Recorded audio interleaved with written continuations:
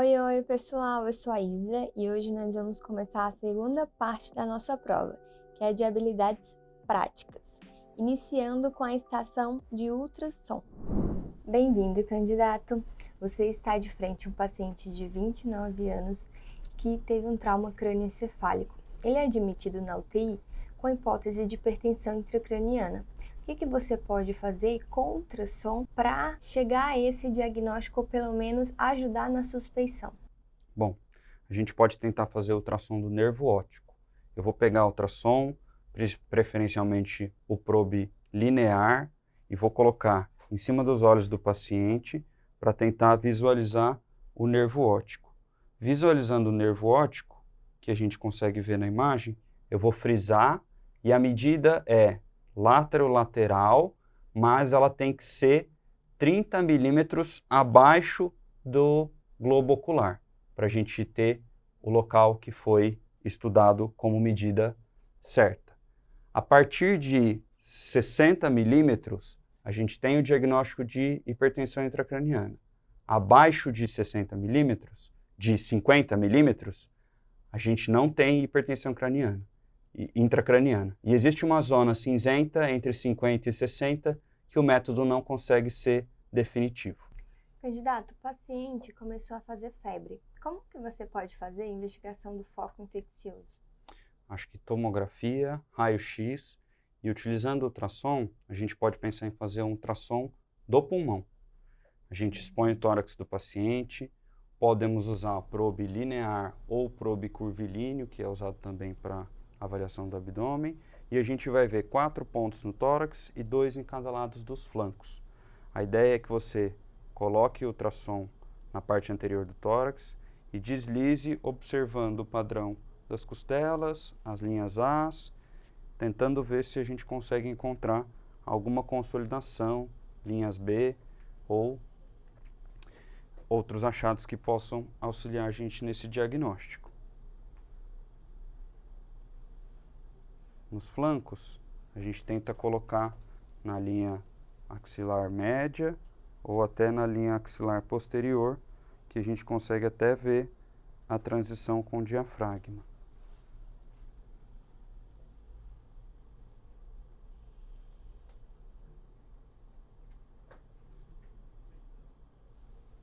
Sempre é bom colocar bastante gel para que a imagem fique clara no ultrassom.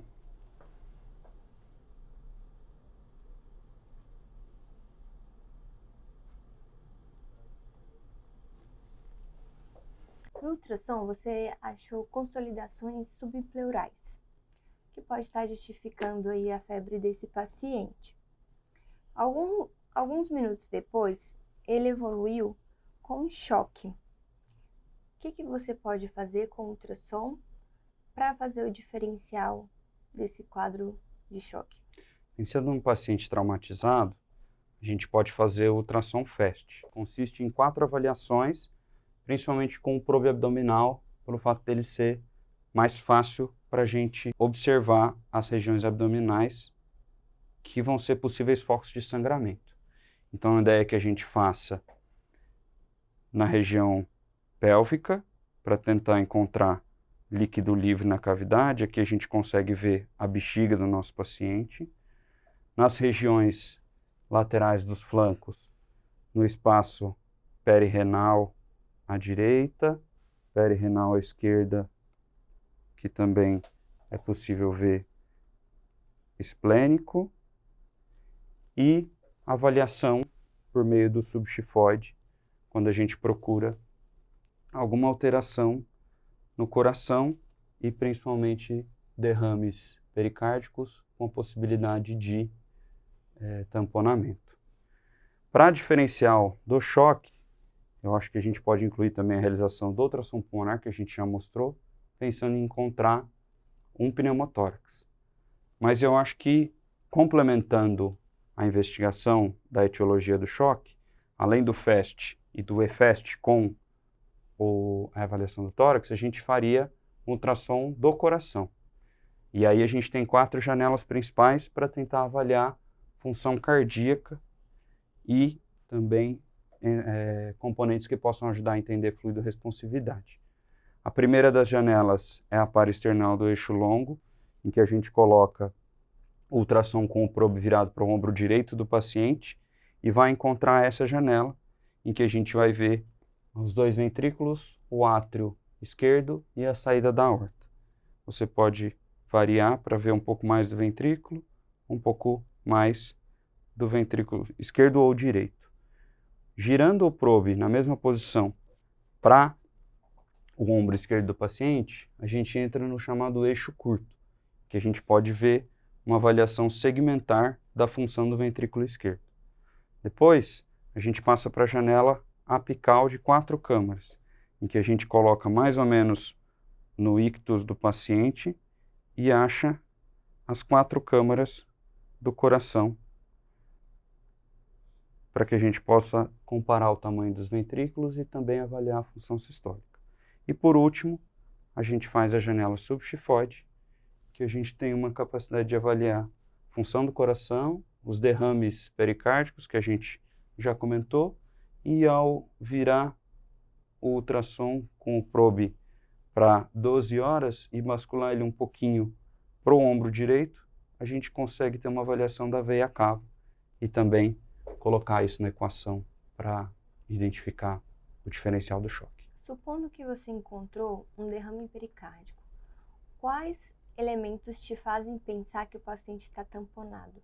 Bom, o tamponamento é um diagnóstico clínico, mas a visualização de um derrame pericárdico com restrição de enchimento das câmaras, principalmente direitas, faz a gente pensar que esse derrame é clinicamente significativo e está justificando o choque desse paciente. Candidato, você otimizou bem seu paciente, só que agora ele evoluiu com redução do débito urinário. O que você pode fazer de avaliação nesse caso? Bom, uma das primeiras hipóteses que tem que ser descartada é uma obstrução de sonda, e aí a gente poderia avaliar isso a partir do paciente ter um bexigoma. Com o ultrassom, a gente expõe o abdômen do paciente e vamos tentar avaliar a bexiga na região pélvica. Aqui a gente consegue ver que ela tem uma pequena quantidade de líquido dentro.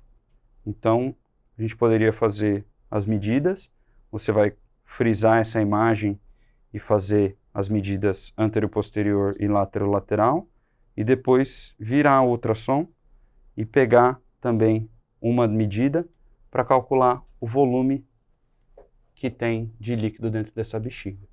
Tendo um volume grande, a gente pode inferir que isso é um bexigoma. Como que você calcula esse volume? O volume são essas 3 medidas que a gente considerou, multiplicadas por depois uma razão que costuma ser entre 0,7, 0,6 até 0,75, de acordo com a imagem identificada. Isso daria o volume em ml do conteúdo da bexiga. E quanto seria suficiente para você achar que o paciente está fazendo bexigoma? A partir de 400 ml, a gente já considera que é um bexigoma significativo e estaria indicada a troca da sonda para ver se isso resolve a retenção urinária. Okay. Candidato, essa é uma estação muito mais prática de procedimento mesmo. Então, eu quero que você me demonstre como que você funciona um acesso venoso central. Beleza, bom, para a punção de acesso venoso central, para que ela seja mais segura para o paciente, a gente utiliza a técnica de Seldinger, né, que é uma técnica com punção de fio guia. Porém, para maior segurança, a gente utiliza o ultrassom. O ultrassom ele ajuda a gente a visualizar o vaso, né, e conseguir fazer a punção de maneira guiada, né, e ver né, o tempo todo a ponta da sua agulha para que a gente não erre o vaso. Então, óbvio, de maneira asséptica, né, a gente se paramenta antes, limpa o paciente, né, considerando que a gente está num ambiente já que está tudo já certinho para a gente passar. A gente vai ter o nosso material também, né, faço a punção, do local também coloco lidocaína para fazer anestesia local. E a gente vai ter o kit de central, que a gente vai ter basicamente uma agulha, né, o fio guia, um dilatador, que a gente não tem aqui, e o catéter em si, né. Para a gente fazer a punção com ultrassom, a gente avalia para ver se é veia ou artéria, a gente colaba, então a gente faz uma força contra a pele do paciente e vê que a veia colaba e a artéria não. Como a gente quer cateterizar uma veia, a gente vai deixar a veia no centro da tela. Então vou deixar a veia aqui no centro da tela. E aí quando a gente tem o vaso no centro da tela, a gente consegue ver, como ele está a 2 centímetros de profundidade, se a gente entrar a 2 centímetros do probe a 45 graus, a gente vai cair lá em cima da veia. Então, como vocês podem ver no vídeo, ó, a gente está lá, a agulha está na veia, certo? Aqui, depois disso, a gente tiraria a seringa, passa o guia, depois com o guia lá dentro, o ideal é checar que o guia está dentro da veia, passo o dilatador e passaria o catéter, fazendo o teste de fluxo e refluxo. Seria basicamente isso, pedir um raio-x para confirmar a punção, se fosse uma punção alta. Se você não tiver ultrassom, como que você vai passar esse acesso central? Bom, aí a gente iria por parâmetros anatômicos, né?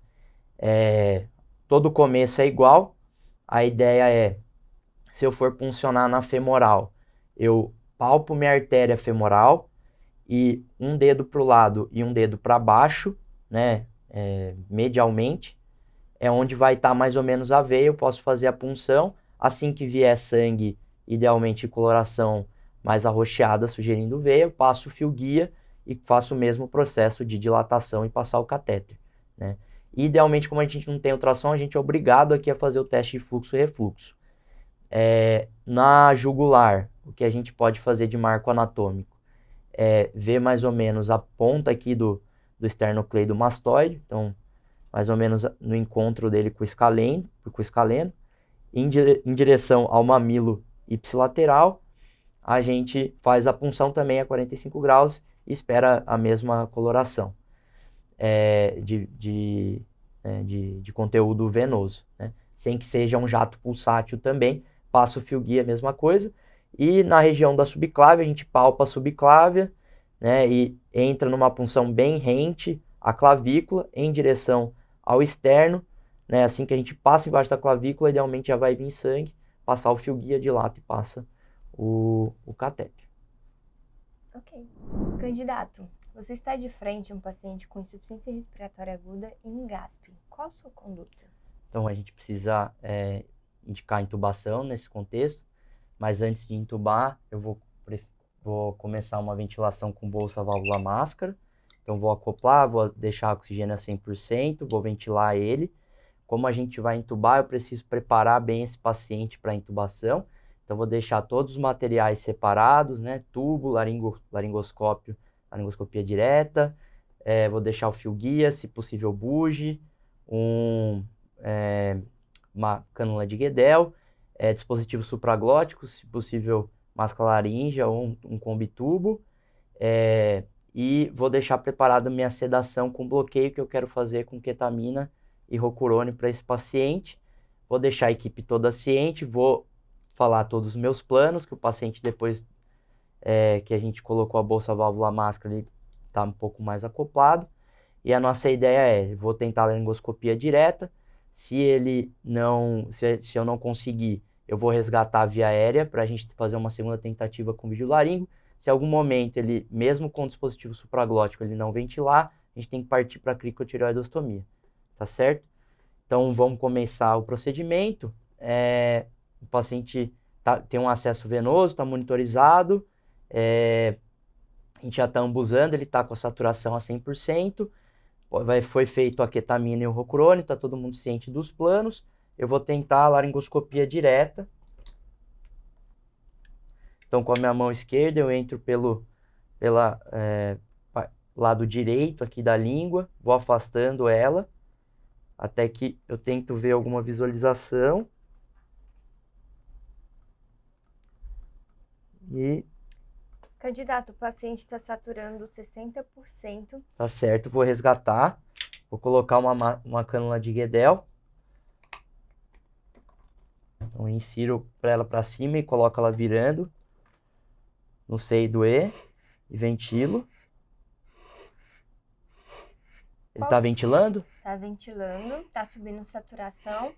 Qual Certo. segunda estratégia você vai utilizar, já que na primeira você não estava tendo sucesso? Certo, eu posso utilizar um bougie agora como estratégia.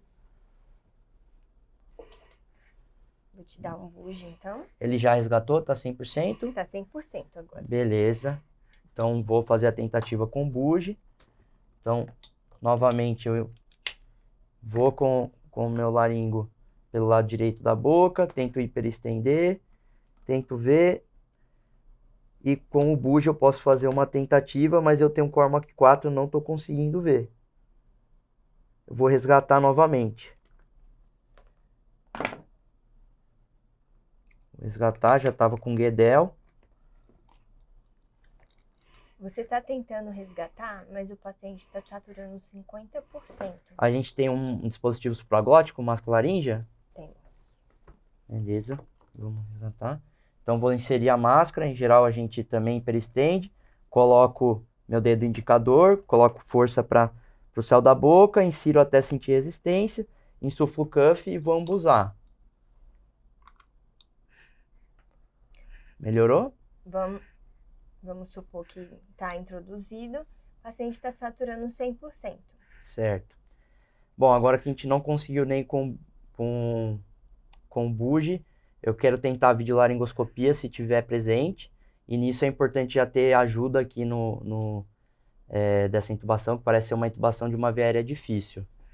Nós temos o videolaringo. Está aqui à sua disposição. Beleza. Então, vou fazer a intubação com videolaringo.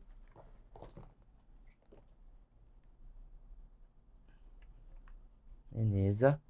Então, com o vídeo, diferente da laringoscopia direta, a gente pode inserir com ele virado desta forma, até passar a língua. Depois que eu passei a língua, eu viro ele assim e vou tentar já ver a via aérea. Assim que eu vejo a via aérea, eu vou ter que intubar ou com bougie ou com fio guia. Com o bougie, eu insiro o bougie.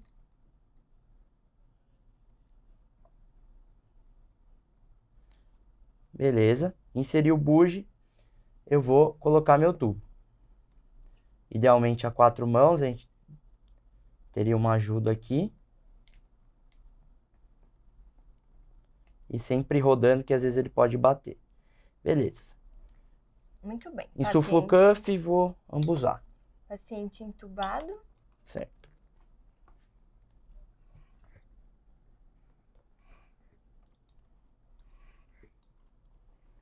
Candidato, na hora Beleza. de insuflar o cuff, a gente observou que ele está furado. Certo. Qual a sua conduta? Ele está saturando bem? Está saturando 90%. Certo. Vou tentar reinsuflar rapidamente, vou tentar dar 100% para a gente resgatar um pouco, que ele tá entubado. Melhorou? Tá 100% agora. Beleza. Então, para a gente trocar o tubo, provavelmente teve o cuff, ele furou. Para a gente fazer a troca do tubo, a gente vai deixar o paciente em condições ótimas para uma laringoscopia. Se ele não estiver bem sedado ou bloqueado, a gente pode ressedá-lo. E posso fazer tanto com laringoscopia direta ou com bougie. A ideia é passar um trocador.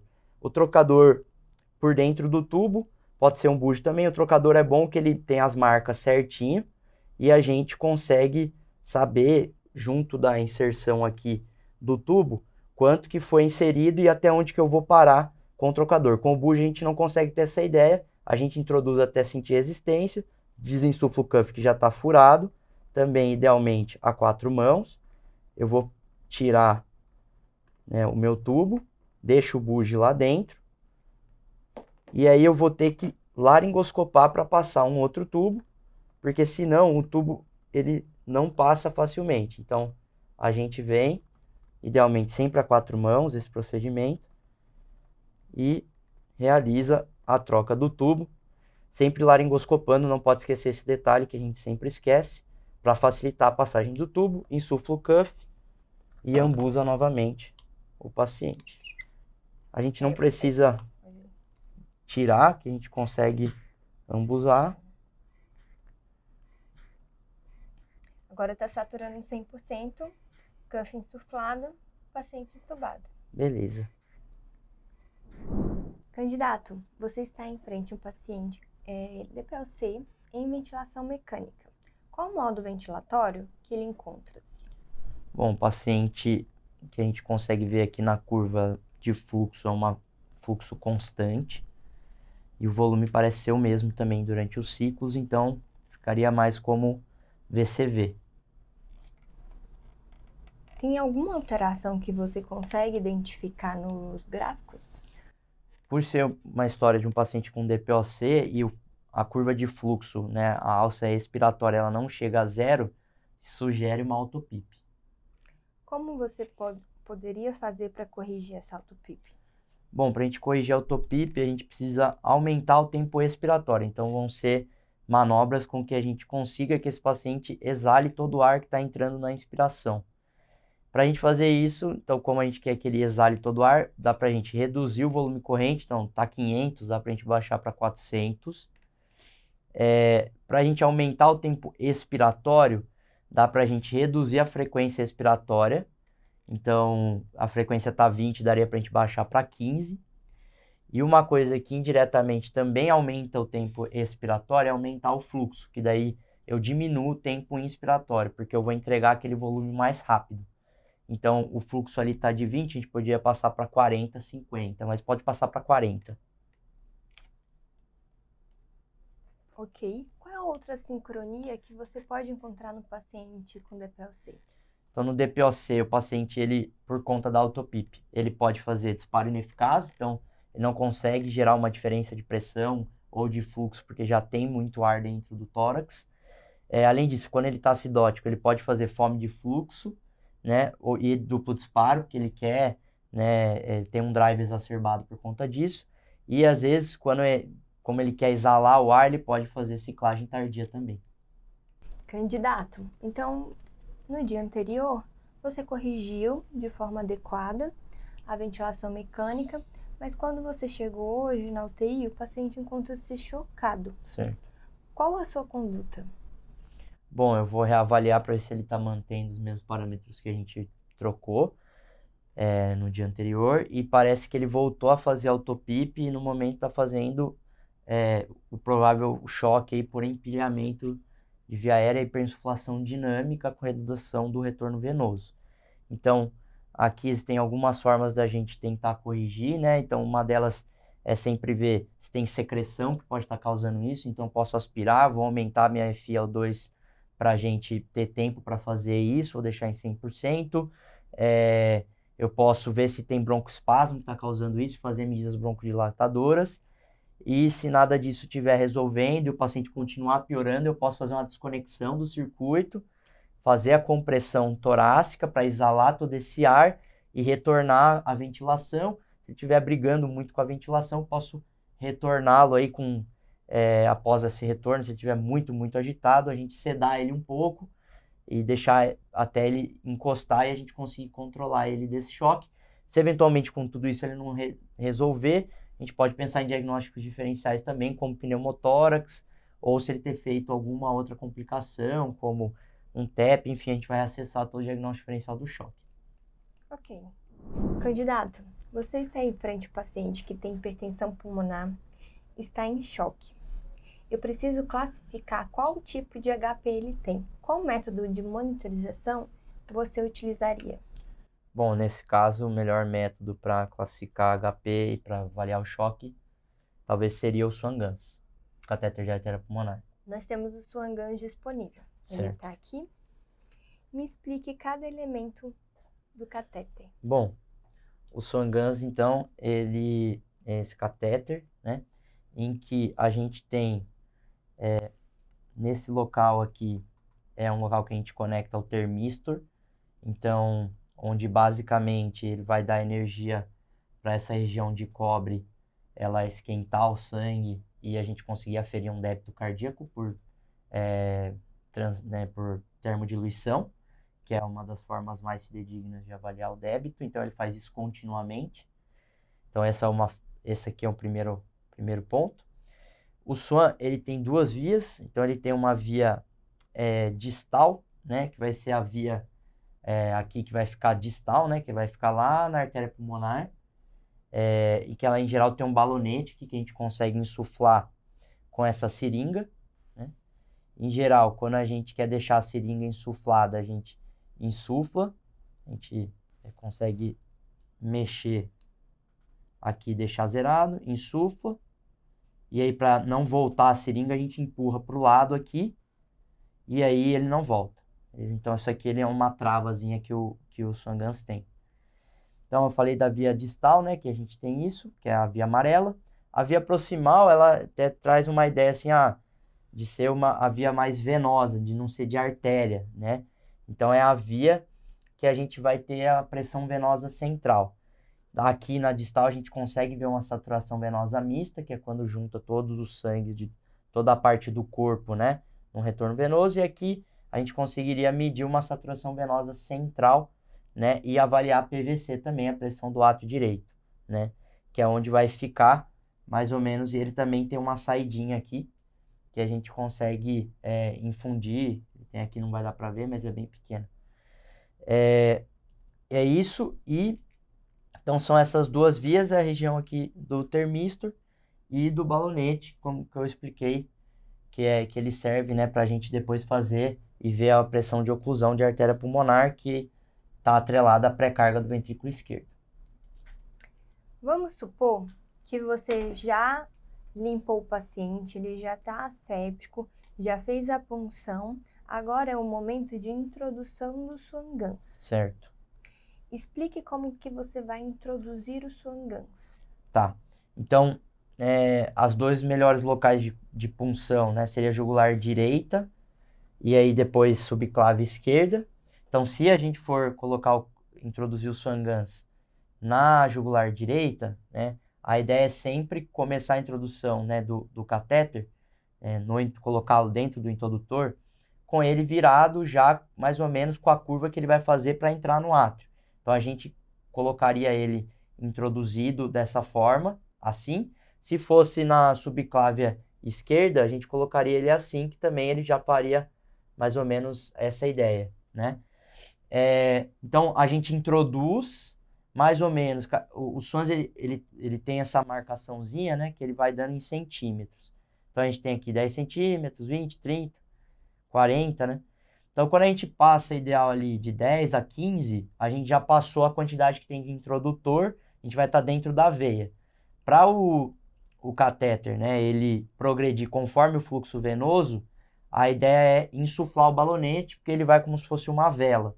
Então, depois que a gente introduz ele dentro do introdutor sem estar insuflado, passou a quantidade que é do introdutor, a gente insufla o balonete. E aí lá dentro a gente começa a introduzir e vai ver as curvas. Então vamos começar a ver as curvas. Certo. O balonete está insuflado. Você está com Swan Ganz dentro de algum compartimento do coração. De acordo com a curva, qual compartimento o Swan Ganz encontra-se? Então nesse momento aqui, né, que a gente introduziu, ele parece estar no átrio direito. A gente consegue ver bem certinho as curvas aí de pressão venosa, né, central. Então, AC, né, descenso X, consegue ver a onda V e descenso Y. Então, aqui parece uma curva de átrio direito. Então, pode prosseguir com a introdução do catéter. Tá. Continuei um pouquinho. E agora, onde que o catéter está? Bom, aqui parece não ter pressão diastólica, né, e é uma curva bem ampla, né? Então, parece que está no ventrículo direito, sugere estar no ventrículo direito, né? Ela tem uma rampinha positiva depois para iniciar outra curva, sugere estar no ventrículo direito agora. Passou do átrio para o ventrículo direito. Você continua introduzindo o Swan Ganz. E agora apareceu uma nova curva. Certo, então voltou para a curva do átrio. Ele voltou para a curva do átrio. E o que aconteceu? Então, às vezes, esses pacientes, principalmente paciente com hipertensão pulmonar, ele pode ter um ventrículo já meio dilatado, ele pode ter enrolado dentro do VD e voltado para o átrio direito. O que você vai fazer? Então, aqui nesse cenário, o que a gente tem que fazer? Toda vez que for retrair o Swan, eu desinsuflo o balonete. Então, esse coisinho aqui que é a trava, né? Eu vou Vou tirar a trava, vou desinsuflar o balonete, né? Desinsuflo ele. E aí, desinsuflado, eu vou retrair o SWAN, né? Até eu voltar, mais ou menos, se eu tava, sei lá, introduzido aqui nos 40, vou voltar mais ou menos ali para uns 30, 20 e ver como é que fica a curva. Idealmente, provavelmente vai manter a curva, né? Eu retornando. E aí, se mantiver retornando a curva, eu vou insuflar de novo e reintroduzir. Então, pode insuflar e reintroduzir. Beleza. Então, reinsuflei, estou reintroduzindo. Apareceu uma nova imagem. Onde Então, que você está? Estou no VD de novo. Então, pode progredir. Beleza. E agora? Agora parece que a gente já tem uma curva de pressão arterial mesmo, que tem cisura dicrótica. Então, saí do ventrículo direito e agora eu estou na artéria pulmonar. Então, eu tenho ali, eu tô quase chegando para começar a encunhar o SWAN-GANS. Eu estou na artéria pulmonar. Qual o próximo passo? Introduzir mais um pouco. Posso introduzir? Pode. Beleza. E agora? E aí, quando ele fica com essa curva com o balonete insuflado, né, a gente consegue ver direitinho como se fosse uma curva de átrio direito, mas ali sugerindo o átrio esquerdo, quer dizer que ele está encunhado, né?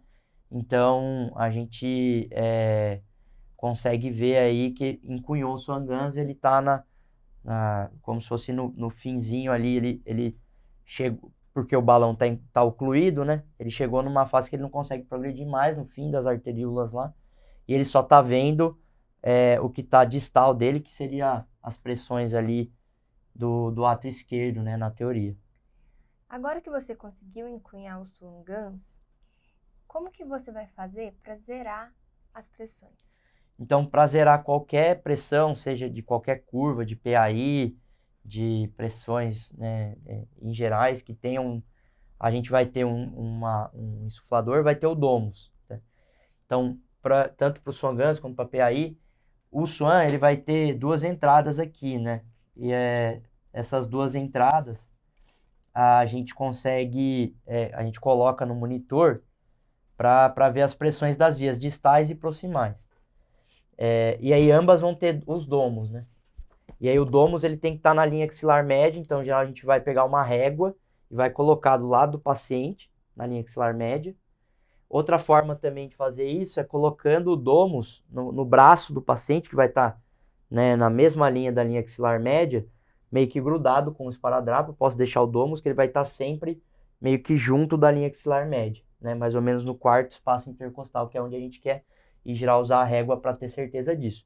E aí, para a gente zerar, o que a gente faz? A gente fecha o circuito, que sempre tem, né, nas válvulazinhas, está escrito off. Então, para o lado que está girado é para o lado que está fechado o circuito.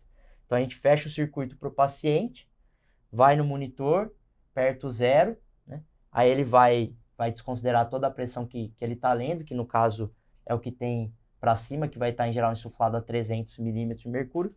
Ele vai desconsiderar aquilo, vai aparecer 0, como se fosse em alguns monitores, vai aparecer 0, ok.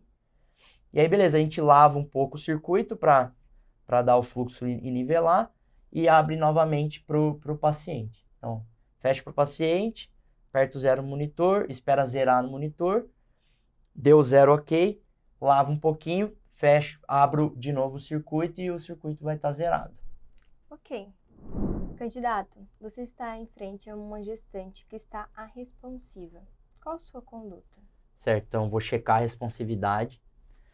Senhora, ela não responde? Não responde. Então, o paciente não responde, ela é uma paciente grave, eu preciso chamar ajuda ela é gestante, né? Preciso chamar um obstetra também para vir, que ela não responde, e nisso eu vou checar pulso e respiração.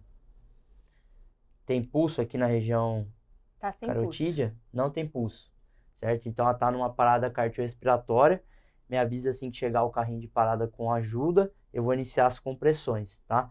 Então, aí inicio compressão na região external intermamilar, vou fazer compressões de 100 a 120 por minuto, com o braço estendido, e vou comprimir com 5 a 6 centímetros de profundidade, retorno total do tórax nas compressões, e assim que chegar a ajuda, a gente vai intercalar 30 compressões para 2 ventilações, mas lembrando que na última atualização, a gente pode manter as compressões assíncronas mesmo que a via aérea não esteja avançada. Chegou o carrinho de parada? Chegou o carrinho de parada e chegou a ajuda. Certo, então vou dividir minha equipe, vou deixar alguém fazendo as compressões e vou monitorizar. A gente já tem um ritmo? Temos um ritmo, está fazendo em TV. Então, numa taquicardia ventricular, pedir para todo mundo afastar, vamos dar o choque, 200 joules, e todo mundo se afasta. E aí, assim que der o choque, volta as compressões imediatamente. Vou determinar alguém como coach de RCP, para ficar avaliando as compressões e as ventilações da forma que eu havia falado. Vou pedir para deixar preparada a epinefrina. Na última atualização, está recomendando fazer após o terceiro choque, se refratariedade. E manter as compressões até 2 minutos, né? Que a gente vai trocar e vai reavaliar o ritmo. Já deu 2 minutos? Candidato, já se passaram 4 minutos e a paciente não retornou. E nesse último ciclo foi taquicardia ventricular ainda? Taquicardia ventricular. E foi feito choque. Foi feito choque. E ela não retornou. Ela não retornou. Certo. E aí a gente precisa lembrar, como é uma gestante, de desviar o útero, né? Então, tirar ele para aumentar o retorno venoso. Então, ou deixar a paciente decúbito lateral esquerdo, ou tirar ele um pouco para a esquerda da paciente para liberar a cava. E além disso, como não retornou, a gente tem, com o obstetra, a gente vai fazer a cesárea perimortem, que é para retirar o bebê. Caso o paciente tiver com mais de 25 semanas, está recomendado para a gente tentar salvar a vida do bebê também. Com quantos minutos até quantos minutos é feita a cesárea? Até 5 minutos. Ok. Paciente não voltou, foi feita a cesárea, tirou o bebê.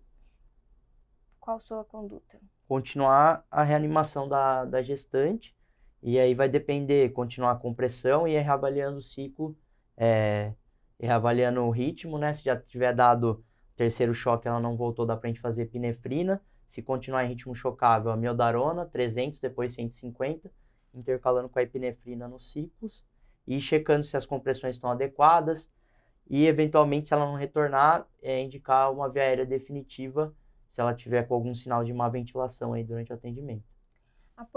Após 16 minutos de PCR, a paciente retorna ao ritmo. Certo. A gente vai fazer os cuidados pós-PCR. Quais são os cuidados pós-PCR? Eu vou voltar a reacessar a paciente, vou ver se ela tem algum despertar, né? Ela, como é que ela tá? Ela tá acordada ou tá desacordada? Ela tá acordada. Ela tá acordada. Então, se ela tá acordada e voltou, a gente não precisa proceder com uma via aérea definitiva, tá? Aí eu vou pro B de ventilação. Quanto tá a saturação dela? Tá 95%. Tá 95%, então não precisa ofertar oxigênio. A ausculta pulmonar é ok? Ok. Ok, certo. Ela tem esforço respiratório, alguma coisa assim? Não. Não, beleza. Da circulação, como é que tá a pressão pós-parada? Tá com uma PAM de 60. PM de 60, tempo de enchimento? 5 segundos. 5 segundos prolongado, tá taquicárdica? 120. 120. Sinusal. Então ela tem sinais aí de hipoperfusão, de choque. Então a gente pode avaliar, ela tem algum sinal de sobrecarga volêmica que impeça a gente de fazer volume no momento? Não. Então a gente pode fazer Ringer lactato agora. Vamos fazer um ecocardiograma também para avaliar. Podia ter feito no intra-PCR também. Possíveis causas, eletro também vamos pedir para ela para ver. Vamos pro... Então já fiz, aí a gente pede exames, né? Então fez eletro, pedi exames laboratoriais. Avaliar também nesse eletro pós se ela vai precisar de CAT, se tiver um supra, alguma coisa nesse sentido. Ela está acordada, não vai precisar de nenhum exame neurológico a princípio, se ela não tiver nenhuma alteração. E a gente vai tentar evitar febre nessas primeiras 24 horas. Você faria hipotermia terapêutica? A gente não tem indicação pela última recomendação de fazer hipotermia terapêutica. É só evitar febre e deixar a temperatura até 37,5. Ok. Então é isso, pessoal. Espero que vocês tenham gostado. A gente abordou de forma bem abrangente a prova oral e a prova prática. Espero que vocês tenham uma boa prova. Nessa reta final, não esqueçam de fazer aquele último sprint final, aquela última revisão. Pegue o e-book que a gente disponibilizou, revejam as curvas de Swan-Ganz, sempre vai cair, revejam as curvas de ventilação mecânica. São temas fortes que sempre caem na primeira e na segunda fase e gestão também. Então é isso. Nós da equipe UTI Papers, junto com a MED, agradecemos vocês que nos acompanharam até aqui. Beijos, tchau!